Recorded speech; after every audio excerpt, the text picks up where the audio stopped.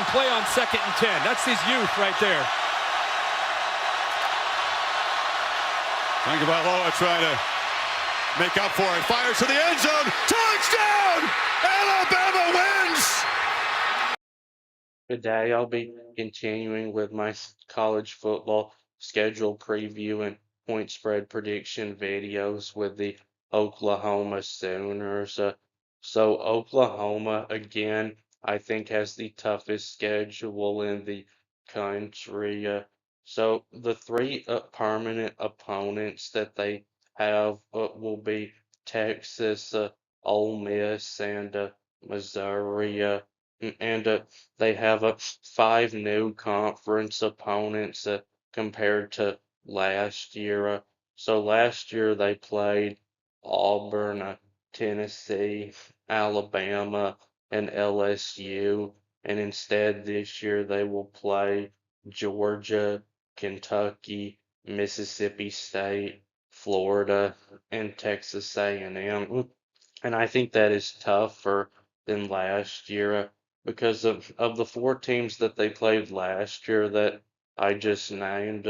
Alabama was the only one that turned out to be that good. And playing both Georgia and Texas A&M is worse than just playing Alabama. And the non-conference schedule is again one of the toughest in the country because they play Michigan again in the second meeting of a home and home series. And I think the non-conference schedule is even tougher than last year because this year they play Michigan on the road, and Michigan is easily one of the 10 toughest places to play in college football. And I think Michigan is going to be an even better team than they were last year. But they still get two guaranteed wins in the non-conference against UTEP, who was a terrible group of five team, and New Mexico, who was a good group of five team last year. But even if they are again, they shouldn't be of any challenge to Oklahoma. And with this schedule, I'd say 10-2 is the ceiling, but 10-2 would be a lock to go back to the college football playoff as tough as this schedule is. And because Oklahoma has a good quarterback at returning and should have a top 10 defense again. Even though this schedule is so tough, it's hard to imagine them doing worse than 8-4. And one of the not very many good things about this schedule is where the bye week comes in between the toughest two-game stretch on this schedule and probably in the country. On the road at Georgia, and then against their only true rival, Texas, and Dallas. And I expect at Red River to get back to being a close game this year because last year when Oklahoma played Texas, John Mateer was nowhere close to healthy. He probably shouldn't have even have been playing. And because Texas won by 17, I still think they would have won even if Mateer would have been completely healthy. But I do think that had he been healthy, it would have been pretty close.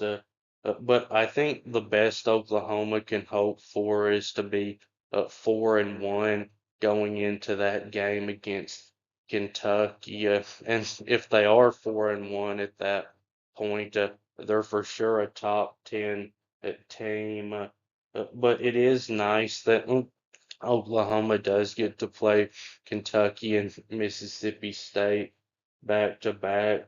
Now, Mississippi State is on the road, and that can be a tough place to play because even though they have the second smallest stadium in the SEC, they shake those stupid cowbells around, so it is very loud. but Kentucky and Mississippi State are almost certain to be two of the worst teams in the SEC again. And Oklahoma has got to win both of these games if they're going to make it back to the college football playoff. These next two games against South Carolina and then on the road at Florida, while on paper Oklahoma should win both of them, I do see a good chance of an upset happening. South Carolina coach Shane Beamer has said that South Carolina's making the playoffs in 2026. And while I don't believe that, I do believe that South Carolina is going to shock a team or two in 2026 because they do get back their two best players, Lenora Sellers at quarterback, who I still like, and Dylan Stewart on the defensive line, a great pass rusher. And Florida, even under Billy Napier, every year got a big home win. And John Sumrall is one of only four FBS head coaches to have at least 9 wins in all of the last four seasons. And the two-game stretch of Ole Miss and Texas A&M is pretty close to as tough as the on the road at Georgia and then on a neutral site against Texas. But the good news is Oklahoma gets both of those at home, and Oklahoma has one of the larger stadiums in college football with a capacity of over 83,000, and they always sell out. But 1-1 in those two games is likely.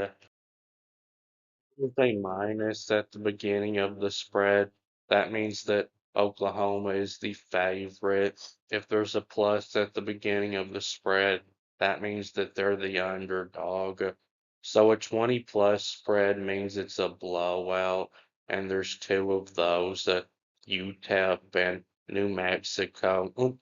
A 10 to 19 spread is medium, and there's two of those, Kentucky and Mississippi State. A 6 to 9 spread is close, but there'll be a clear favorite, and there's two of those, Georgia and South Carolina. A 1 to 5 spread is almost a complete toss up, and there's a six of those, Michigan, Texas, Florida, Ole Miss, Texas A&M, and Missouri. So if I had to guess exact spreads for these games right now, I'd say Oklahoma would be about a 40-point favorite over UTEP and about a 30-point favorite over New Mexico. And I'd say they'd be about a 14-point favorite over Kentucky and about a 10-point favorite over Mississippi State. Not really because I think that Mississippi State is going to be a better team than Kentucky will be, but because Kentucky is at home and Mississippi State is on the road.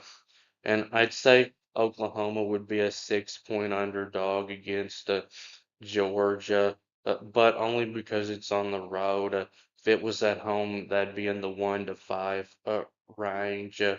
And I would say that they'll be a 7-point favorite over South Carolina, but if that was on the road, that would be in the 1 to 5 range. And I'll say there'll be a 1-point underdog against Michigan because I don't think Michigan will be a underdog at home unless they're playing a top 5 team, maybe. And there's no chance that Oklahoma will be ranked in the top 5 in week 2. But if this was at home, Oklahoma would be favored by at least a field goal.